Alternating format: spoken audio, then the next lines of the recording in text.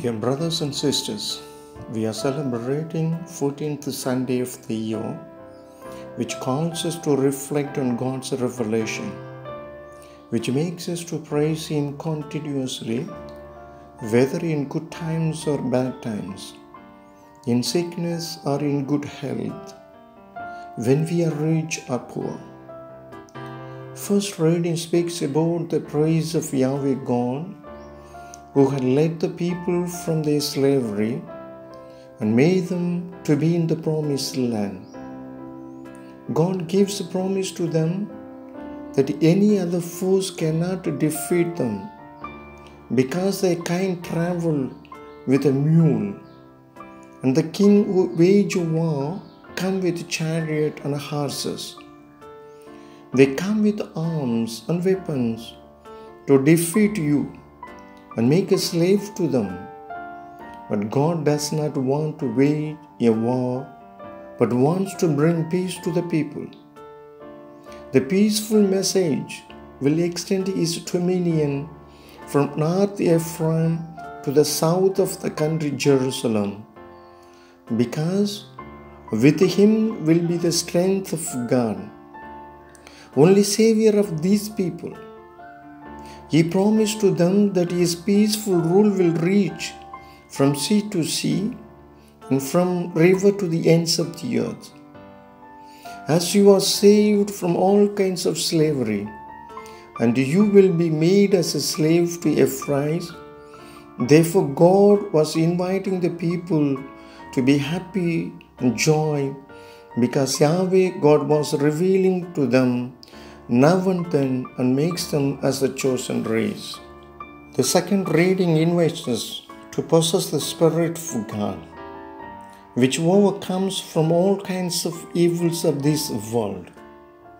According to St. Paul, the word flesh indicates everything that inclines human beings to sin, fragility, dullness of heart, opacity, and resistance to anything spiritual, to God.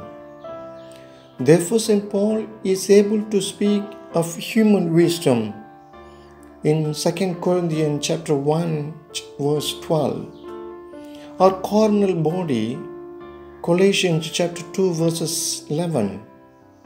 In the letter to the Galatians chapter 5, verses 19 to 23, he best expresses his thought because he concretely shows the contrast between the spirit and the flesh.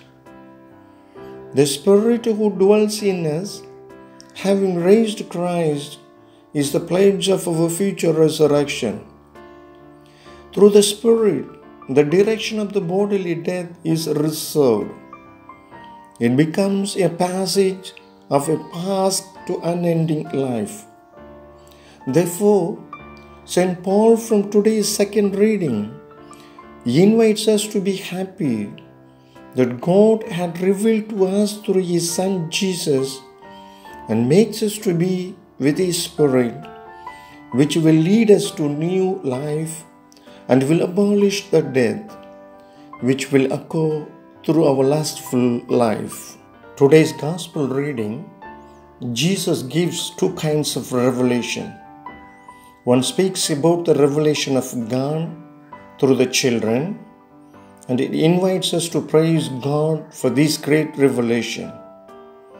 It is the revelation of joy or happiness, because God had revealed to the children who are innocent and be always without any worries. The second revelation is the revelation of hope. The hope for the people, those who are burdened, and those who are carrying the heavy yoke imposed.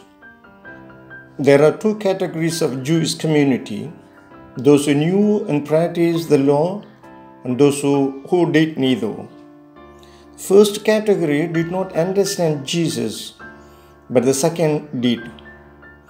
Jesus' understanding was positive, and his focus was on the wisdom of the little ones, and not the first category Jewish people. The passage become like little children is a lived experience of Jesus' teaching with God the Father as a Son and Father. The second part, in Jesus' time, religion had become a matter of keeping commandments. People experienced it as a labor. They felt overburdened by it. Jesus changed and made religion an experience of freedom. He challenged his following to reach beyond their narrow concerns, but they experienced this yoke as easy and this burden as light. It is the revelation of hope to the people who were heavy burdened by the lawmakers of the people. In Jesus' birth, we could see that God revealed himself through a child Jesus to this humanity was a joyful revelation. But his Son revealed himself to the shepherds and Gentiles, and it is the revelation of hope to all these people. Dear brothers and sisters, we are blessed that we received both the revelation of joy and hope in our lives. But today's world makes us to believe science and technology than God and the human beings. God's revelation is given in our everyday lives. The best example is coronavirus. Though it is man-made, but it makes us to have hope on God and the human being, because the man thought that he can achieve anything in the world through science and technology, and therefore he moved for globalized economy than the globalized humanity. And the consequence is that we are unable to control the virus with his globalized economy. Therefore, brothers and sisters, let us reflect ourselves whether we are able to accept the revelation of Christ with joy and hope, or we would like to accept the revelation of politicians who are trying to destroy our hope and joy. May God bless you. Amen.